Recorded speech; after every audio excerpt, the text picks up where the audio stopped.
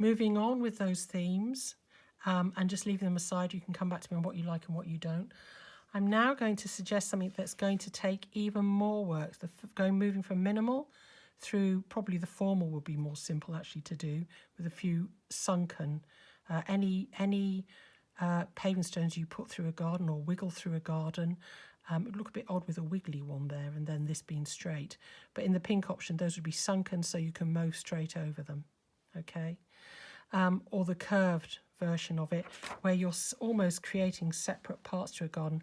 But remember that you've got your fencing, which is your 2 metre fencing or whatever it will be, which will be the highest. And these won't be as high as that unless they're plants that you can look through so that you can see up and down the garden.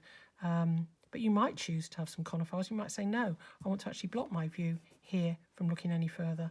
You come back to me on that. So here's a clean one, another clean sheet. Starting with another clean sheet, but taking those themes. So I think it's probably better to work off the sketches I've done because these are very rough. Here's one I did earlier when I was thinking about it, which is taking that same theme and being angled. It leaves you with, so we'll call this option D, a little bit more industry to do. Here's your sun area. And I haven't said what goes in there yet. And this is more if you wanted it more angled, okay? You're keeping here your 2 metre sitting area, brunch areas we've called it, okay? And you'll have some steps here, and I'm suggesting something like 1 metre wide, and it's up to you how high you go, raised bed. And we've talked about the different materials you could do that in. So that actually you've got some kind of shielding this way. And it's not a problem here because you can have that raised bed as high as you like.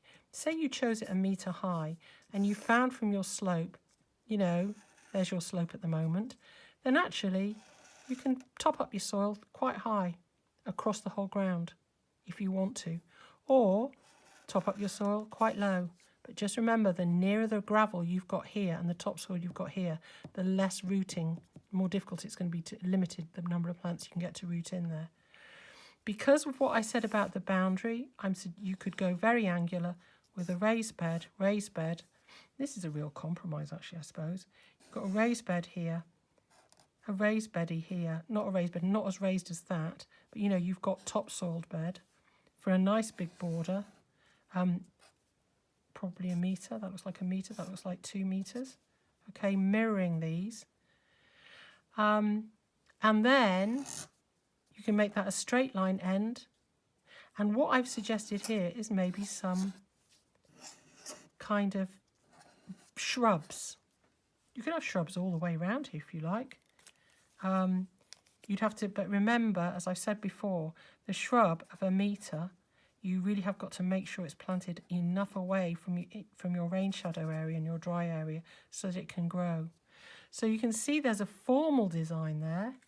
And indeed, you could have another 2 metre raised bed here if you like. I should have probably made that more like 2 metres, okay?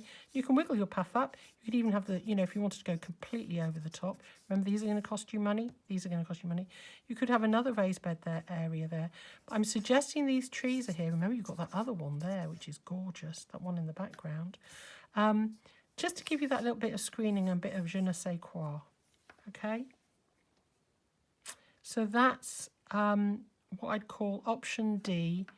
You could have it quite formal. Again, we've talked about all the planting mechanisms. I just want you to look at the way in which you could build this.